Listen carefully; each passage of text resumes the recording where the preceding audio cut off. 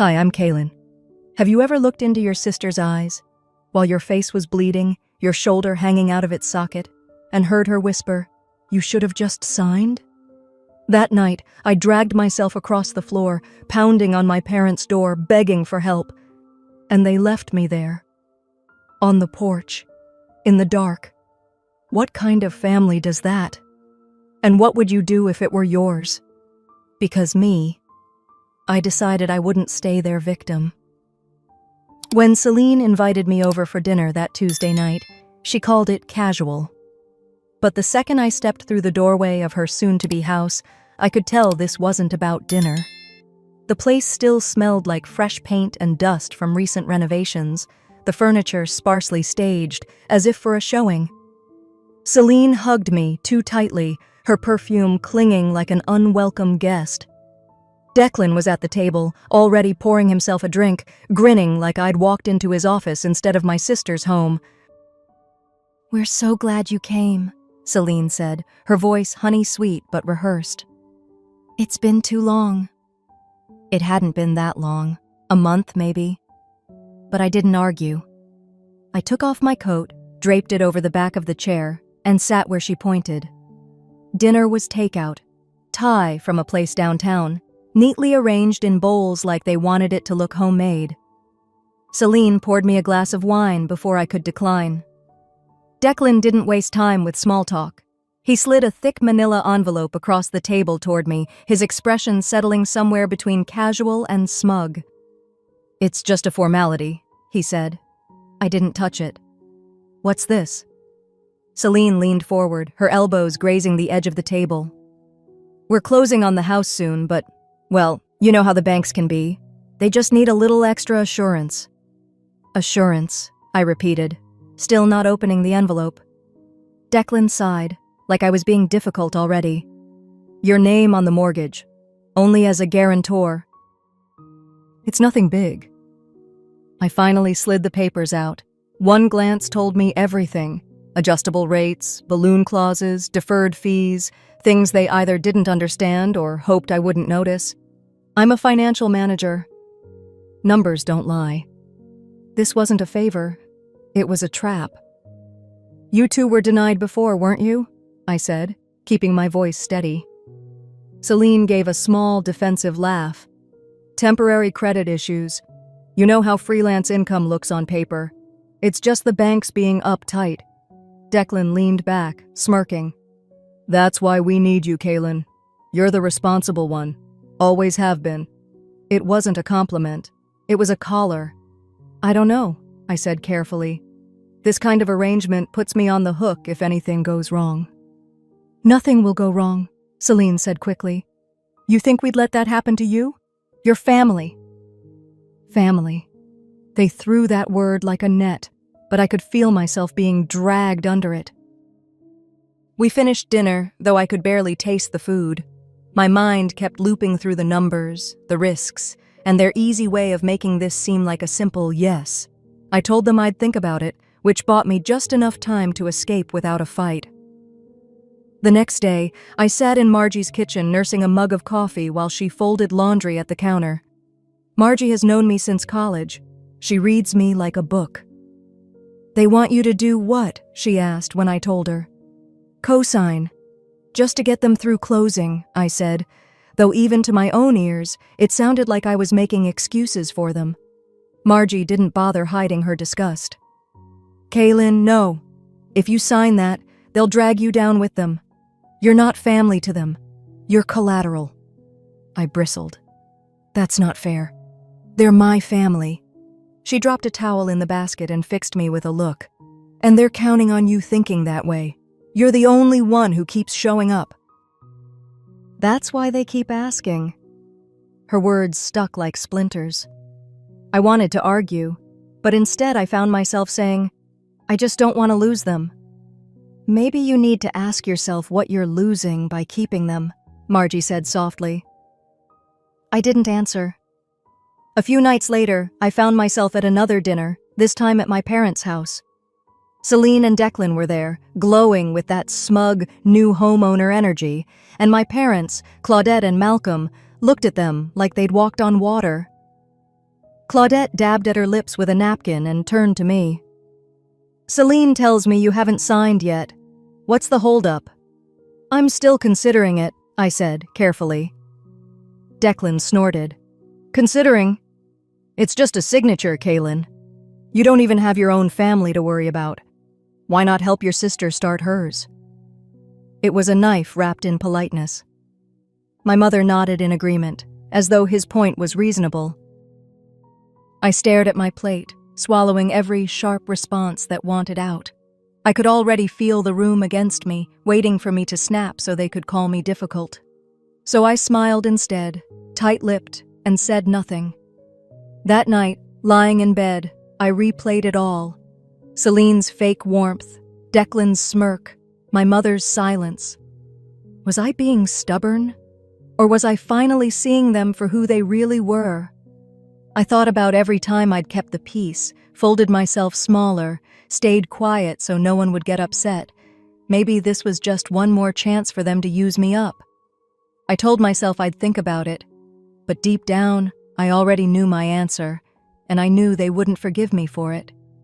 And I was right. They didn't even wait a week to show me just how unforgivable I was. The invitation came by text from Celine. Family dinner, Sunday at 6. Don't be late. No smiley faces, no softening words. Just an order dressed as an invitation. I stared at it for a while before replying with a simple, okay. By the time Sunday rolled around, I'd spent all day working through spreadsheets just to distract myself. I dressed in muted colors. Something about Celine's new house made me feel like I had to blend into the walls. As I drove over, the sun was already setting, the sky over Boulder glowing pink against the sharp outlines of the mountains. I almost turned around twice, but the thought of the fallout if I didn't show up kept my foot on the gas. Their house looked different now, more lived in than when I'd been there last. Celine's touch was everywhere. Overpriced vases, glossy coffee table books no one would ever open, abstract art chosen to impress. It all screamed curated perfection. My own townhouse, with its hand-me-down furniture and thrifted finds, felt small and shabby in comparison, and I knew Celine liked it that way. Kaylin, Celine's voice rang out as I stepped inside. She kissed the air near my cheek, her arms draped in a cardigan that probably cost more than my monthly utilities. Declan appeared behind her, a beer already in hand, the smell of hops clinging to him. Dinner was set in their new dining room. It wasn't even fully furnished, but they had the table staged like something out of a magazine. My parents were already seated. My mother, Claudette, gave me a tight-lipped smile, the kind she reserved for moments when appearances mattered. My father, Malcolm, nodded once, his eyes dropping to his plate almost instantly. Kaylin, you're late, Claudette said lightly, though her tone cut sharper than she probably realized. It's 6 on the dot, I replied, sliding into my seat. Still, she said, folding her napkin neatly, you could try to be a little early. It shows you care. Celine smirked behind her wine glass. Declan chuckled, low and mocking. Dinner started pleasantly enough, if you ignored the undercurrent of judgment. Celine droned on about fabric samples and contractors, and my mother nodded along like every word was groundbreaking. Declan made a show of talking about his business ventures, though we all knew those ended in unpaid debts. Then Claudette turned her attention to me. Kaylin, she said, smiling sweetly, you're always so independent. But don't you think it's time you do something meaningful for this family? Help your sister get her footing? You don't even have your own family to think about. The words landed like a slap, even though she delivered them as though they were kind advice. My father stayed silent, staring at his plate. He always stayed silent. I forced a smile. I'm just being careful. These are big decisions. Declan snorted. Careful, he repeated, shaking his head. You mean stingy? Declan? Celine said lightly, though there was no real reprimand in her voice. He leaned back in his chair, twirling the beer bottle in his hand. You think you're better than us, don't you? Sitting there with your fancy job, acting like you know everything because you work with numbers. You're just a glorified bookkeeper." The tension thickened instantly. My mother's fork froze midair. Celine didn't even try to intervene. I stayed calm, though I could feel my hands tightening in my lap. "I just want to make sure it's financially sound," I said evenly. Declan slammed his bottle onto the table so hard that beer splattered across the tablecloth and dripped toward my plate. The sound made everyone jump. "Financially sound," he barked. "You think you're some kind of genius? You'll sign, Kaylin, one way or another." His voice was low, but the threat in it was unmistakable. As Celine reached out, touching his arm as if to soothe him, but she didn't look at me. Her silence said everything. She agreed. My pulse thudded in my ears. I wanted to scream, to throw my napkin in his face, to demand my parents say something, anything. But I didn't. I swallowed every word and smiled tightly instead, like I'd done my whole life. This wasn't about helping them. This was about control. And I'd been blind to it for years. I excused myself shortly after, muttering something about needing to get home for work. Celine didn't protest. Declan smirked like he'd won something. By the time I got to my car, my hands were shaking so badly I had to sit in the driveway for a few minutes before I could even start the engine. I left their house that night knowing something had shifted. They weren't asking anymore. They were warning me. And soon, I'd learn how far they'd go to make me obey. It started with a text from Celine 2 days later. "Come over tonight. We need to talk this out. Just us." No apology, no acknowledgement of the disaster that last dinner had been, just another command, wrapped in thin civility. For a moment, I hovered over the keyboard, thinking of ignoring it, but the little voice inside me, trained from years of being the good daughter, the good sister, told me to go, to keep the peace. I drove there after dark, my headlights cutting through the quiet suburban streets. My stomach churned as I parked in their driveway. The house loomed, warm light spilling out of the kitchen window, but I couldn't shake the sense that I was walking into a trap. When I stepped inside, Celine wasn't there.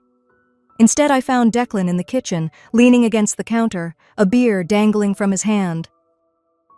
He didn't even bother to greet me, just stared, his eyes flat and glassy, a faint grin playing at the corner of his mouth.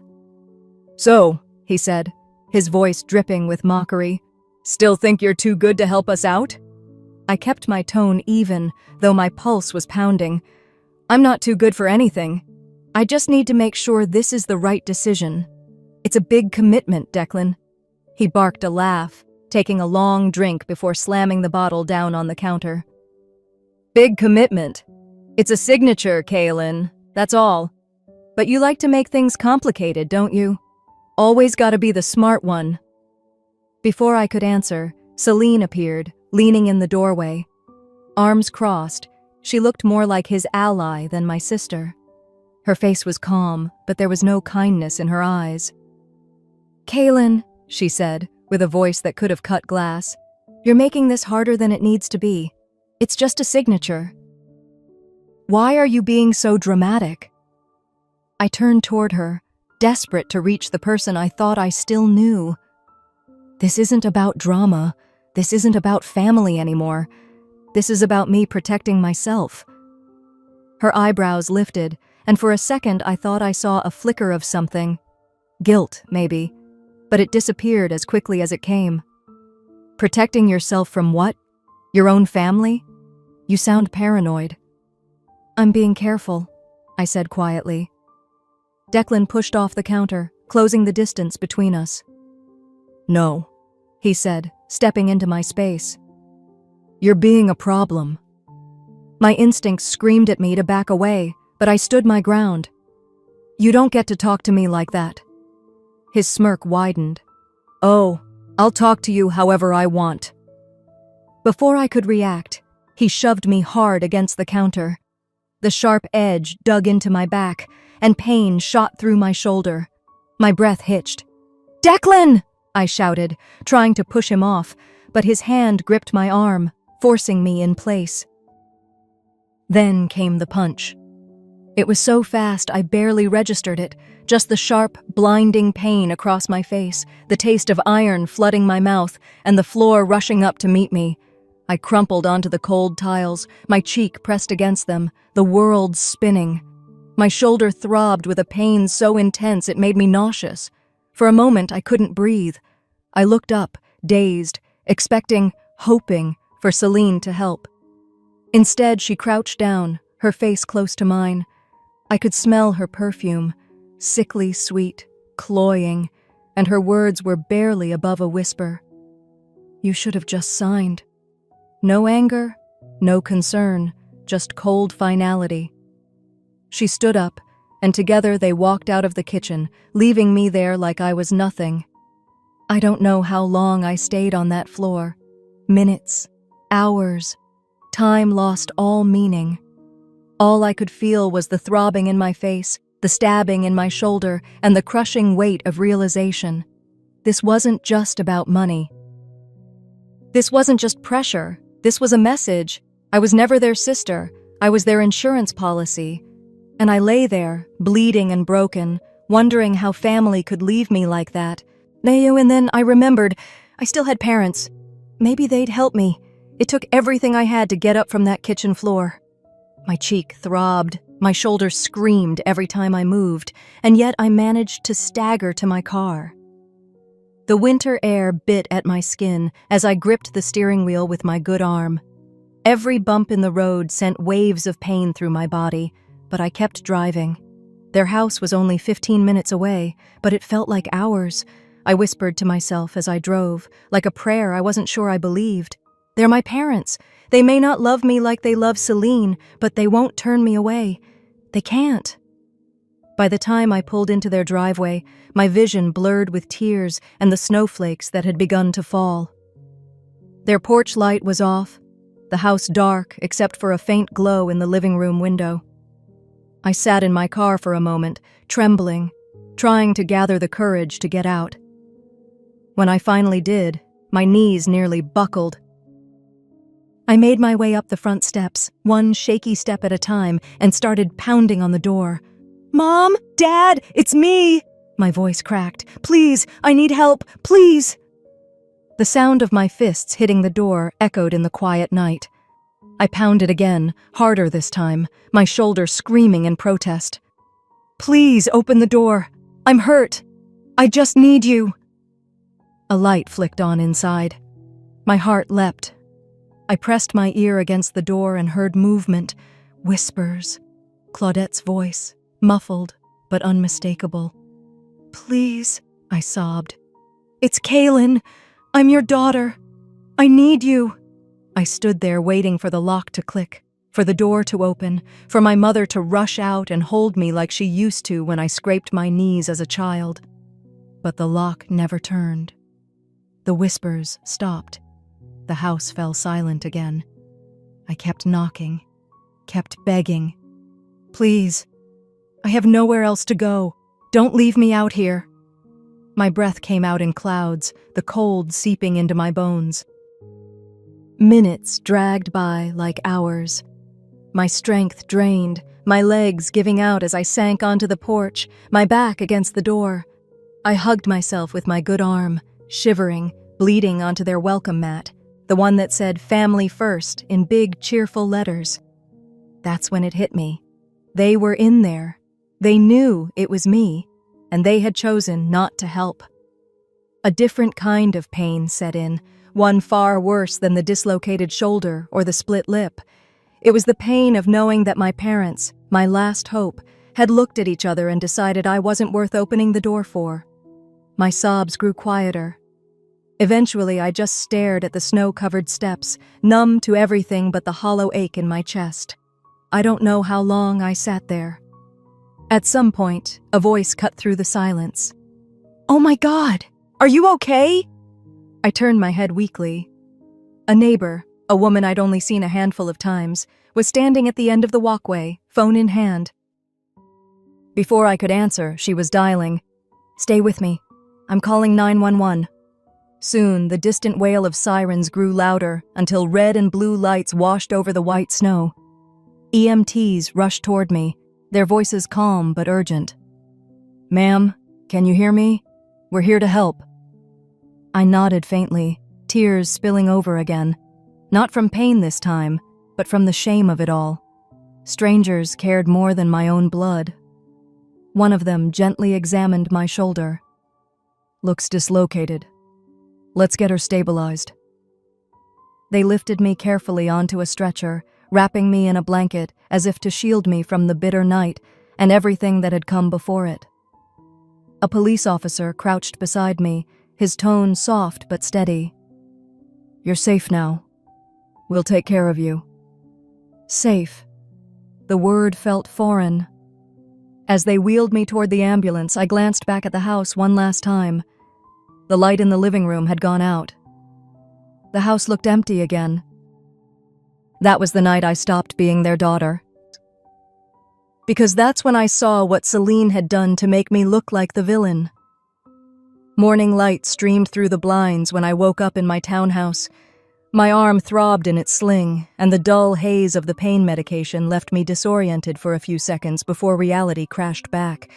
The kitchen tiles, Celine's cold face, Declan's fist, my parents' closed door. It all hit me at once, and I curled up tighter on the couch, wishing I could erase it like a bad dream. The house was so quiet it almost made me uneasy. No one was here to tell me what to do, no one to demand an explanation or push paperwork across a table. But there was no comfort in that silence. It was the kind that screams at you, reminding you how alone you really are. I reached for my phone on the coffee table. Dozens of missed calls, but not from the people I needed. Nothing from my parents, nothing from Celine. Instead, a string of unread messages lit up the family group chat. I tapped it, knowing I shouldn't. My name dragged through the dirt. Claudette. Kaylin has gone too far this time. Malcolm. She needs help. She's embarrassing herself. And Celine, always the master of pretending to be gentle. Pray for my sister. She's struggling. My hand tightened around the phone. A knock at the door startled me, and I flinched before realizing who it must be. Kaylin? Margie's voice. I forced myself up, cradling my arm, and opened the door. Margie stood there with 2 coffees and that worried look she always wore when she knew I was holding it together by threads. "You look awful," she said softly, stepping inside without waiting for me to invite her. "Here." She pressed a cup into my good hand. "I guess that's the new family motto," I muttered, sinking back onto the couch. Margie hesitated, setting her cup down. "Before you see this somewhere else, I need to show you something." The way she said it made my stomach drop. "What now?" She unlocked her phone and turned the screen toward me. A video. It took me a second to process what I was looking at. It was me, on the kitchen floor. My face streaked with blood, tears streaming, barely able to move. But it wasn't the whole scene.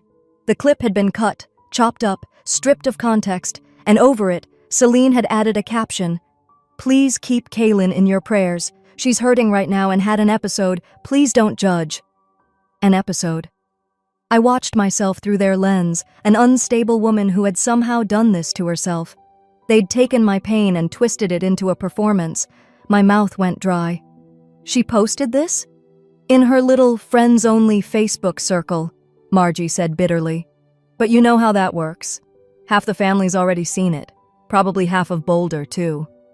The coffee in my hand suddenly felt like dead weight. She made me look like I'm dangerous. Like I did this to myself. Margie didn't argue. She didn't need to. We both knew exactly what Celine was doing. "She's controlling the narrative," Margie said finally. "And you're letting her." My head snapped up. What am I supposed to do? Go online and fight her in the comments? That's exactly what she wants. Me to look hysterical. No. Margie leaned forward, her voice steady. You press charges. This isn't just family drama anymore. This is assault, and now it's defamation. You need to do something. I stared at her like she'd just suggested I burn the house down. Press charges? Against my own sister? Against Declan? You think anyone's going to believe me after that video? They already think I'm... I couldn't even finish the sentence. They're counting on you to stay quiet, Margie said firmly. That's why you can't. Kaylin, this is how people like them win. They bank on you being too scared to make it ugly. I wanted to believe her. But every part of me had been wired since childhood to keep the peace, to smooth things over, to swallow my pride so my family could stay intact. My parents used to call it being the good daughter. It felt more like being the expendable one. I don't know if I can, I whispered, ashamed of how small I sounded. Margie placed her hand over mine. Then you have to decide. Do you want to keep living like their scapegoat? Or do you want your life back? Her words lingered long after she left. By late afternoon, I found myself at my kitchen table with my laptop open. The screen stared back at me, blank and waiting. My hands trembled as I clicked New Folder. I typed one word into the name field. Evidence. I sat there staring at it, my pulse in my ears. This was my first step, a tiny one, but still, it was mine. But before I could fight, I had to face an even crueler truth. My entire family was ready to cut me out. And they didn't even try to hide it. It was late in the evening when my phone rang, its sharp tone cutting through the stillness of my townhouse. I almost didn't answer, but when I saw my mother's name on the screen, I felt a strange flicker of hope. Maybe she'd come around. Maybe she finally understood what had happened. I pressed accept. Kaylin. Claudette's voice was icy, controlled in that way she used when she wanted me to know she was disappointed, but too dignified to yell. Mom, I said, my throat dry. She cut me off. You've embarrassed this family. What you did to Celine and Declan is unforgivable. If you keep attacking them, you're no daughter of mine. The words stung, though I shouldn't have been surprised. That quiet hope I had, that they'd come running to my side, that they'd care that I was beaten and bleeding, evaporated in an instant. Mom, I didn't... Enough, her voice sharpened. You've always been difficult, Kaylin. But this is too far. We can't have people thinking our family raises someone like... this. There was movement on the other end, like my father was in the room. Dad? I asked, my voice cracking. No response. Not even a breath. Is he there? Can he at least talk to me? He agrees with me, she said simply. If you had an ounce of respect left for this family, you'd apologize. Until then, don't call us. And then the line went dead. I sat there for a while, phone still in my hand, staring at nothing. I didn't cry.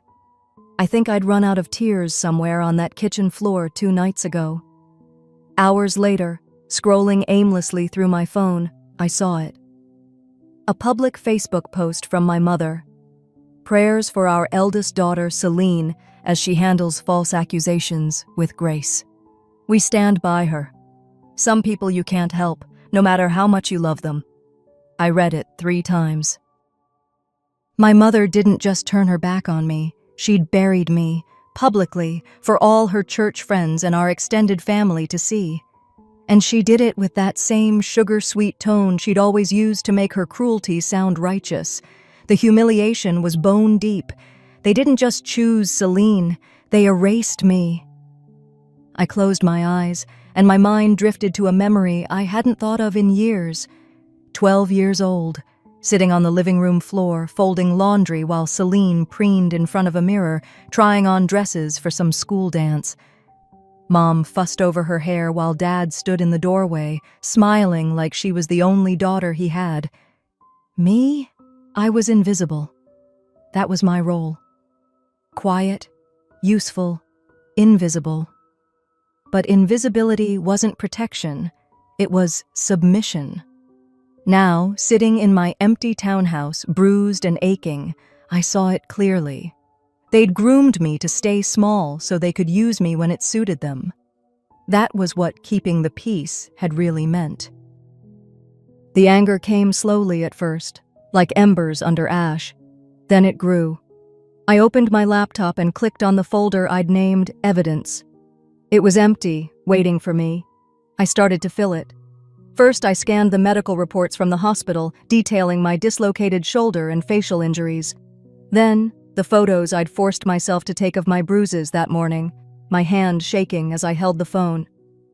I pulled up the family group chat, taking screenshots of every message that painted me as unstable or violent, every text from Celine and Declan, every post, click, save, click, save.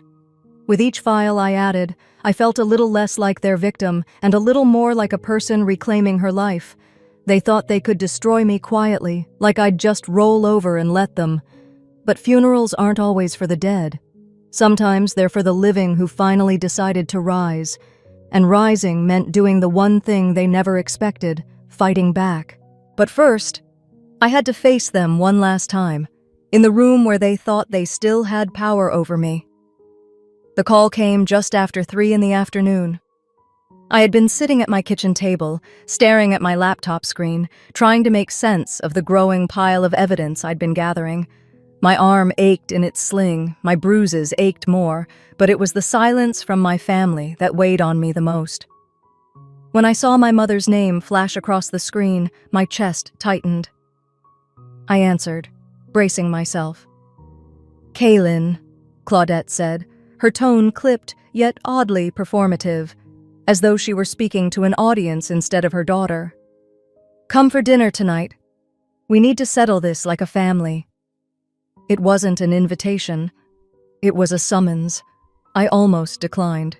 Every instinct in me screamed that this was a setup. But something else, a gnawing need to see them, to gauge how far they were willing to go, made me say, "Fine." "What time?" "5, she said simply, then hung up. By late afternoon, I was pulling into their driveway. My parents' house, with its perfectly trimmed hedges and neat little porch, looked exactly the same as it always had. But as I stepped out of my car, it felt different, colder. Inside, the smell of roast chicken and mashed potatoes greeted me. Comfort food, carefully chosen. A performance of normalcy. "Kaylin," Claudette said as I walked in, her smile tight, her eyes calculating. She kissed my cheek like we weren't on opposite sides of a battlefield. The dining room was already set. Celine sat at the far end of the table, perfectly composed, her makeup flawless. Declan leaned back in his chair, a beer in his hand, his eyes fixed on me with that same simmering hostility I'd seen in his kitchen days ago. My father, Malcolm, was in his usual place at the head of the table, staring down at his plate as if it might offer him some kind of escape. "Let's eat," Claudette said brightly, as though this were any other family meal. I sat, feeling every muscle in my body tense. For a few minutes, the room was filled with nothing but the sound of cutlery on plates. Then Claudette broke the silence. "If you could just be reasonable, Kaylin," she said softly, like she was delivering some kind of wisdom. "None of this would have happened. Families don't survive when one person insists on making everything difficult." I didn't answer. Celine leaned forward, her expression the picture of sincerity, tears shimmering in her eyes. "I'm sorry things got out of hand," she said, her voice quivering just enough to sound real. "I overreacted, but you can't destroy our lives over one mistake. Just let it go, Kaylin. Please, for all of us."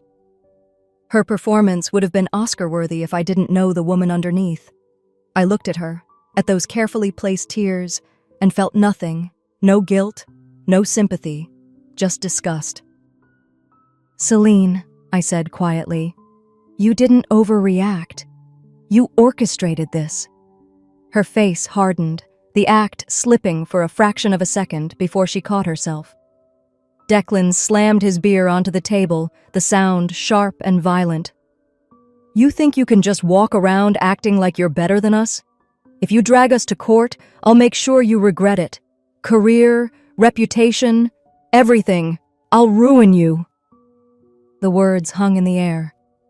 Claudette didn't flinch. Celine didn't blink. My father didn't speak. He just stared at his plate, his silence louder than anything he could have said. Something in me shifted then. The last threads of guilt, the last pieces of hope I'd been clinging to, snapped. They weren't trying to reconcile. They weren't even pretending. This wasn't about making peace. It was about control, about putting me back in my place. But I wasn't the same woman who used to fold herself small to fit in their picture-perfect family portrait. I smiled faintly, pushing back my chair. "Thanks for the dinner," I said, my voice steady. "I'll think about it." Declan sneered, thinking he'd scared me into submission.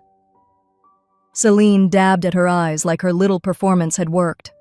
Claudette gave me that approving nod she always gave when she thought she'd gotten her way. But as I walked out, I pulled out my phone, my fingers steady for the first time in days. I texted Aya, "It's time." Driving away, I didn't feel fear anymore, just resolve. They thought I was bluffing. They had no idea I'd already set the court date. The next time we'd share a room, it wouldn't be over dinner. It would be under oath. Duh. And I wasn't the only one who came prepared. The courthouse felt colder than the February air outside. The polished floors, the echo of footsteps, the low hum of murmurs from other cases, it all made my heart pound harder.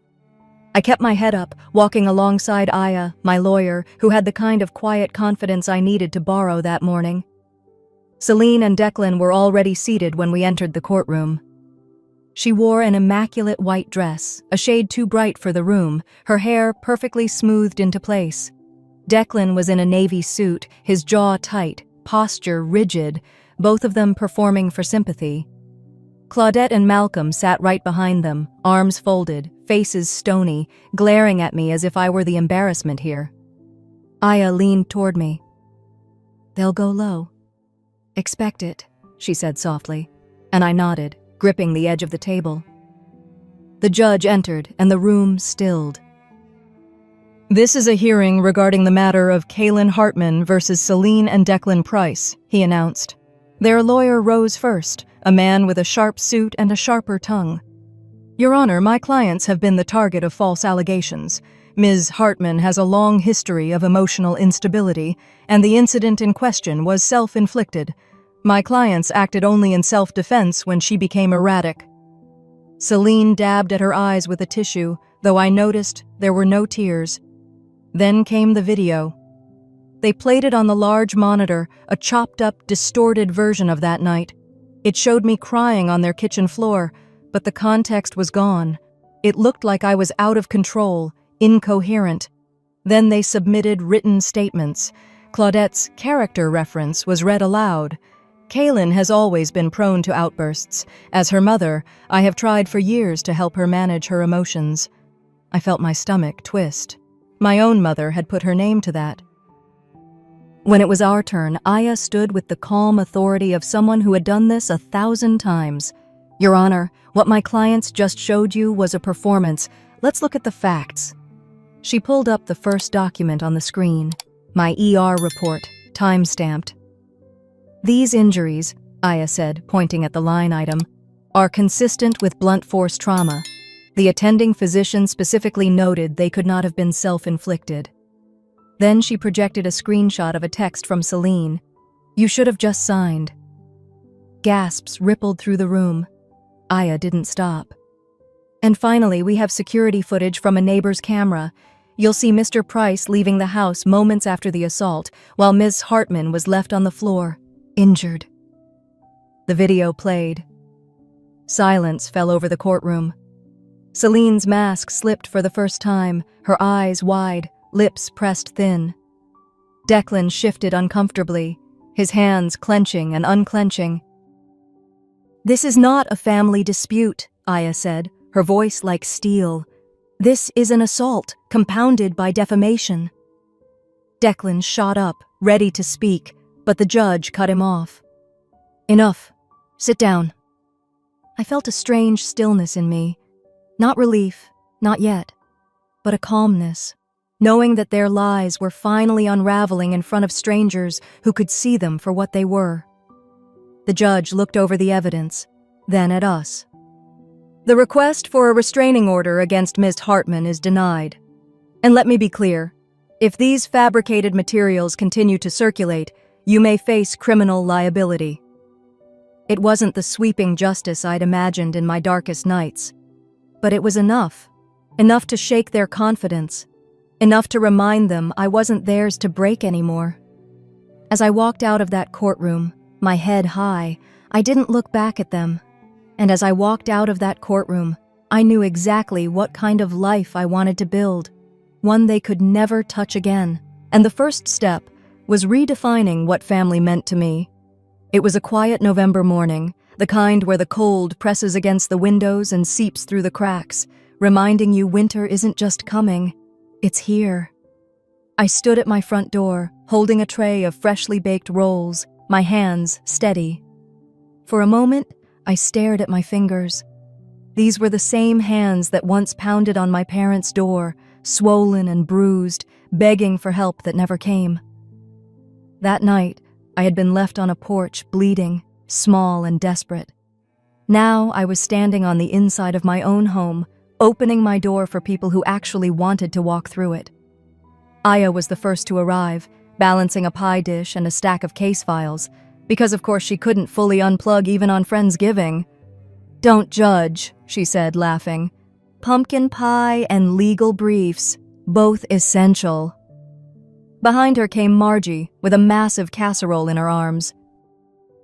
"You look better than the last time I saw you in this doorway," she said, squeezing my good shoulder gently.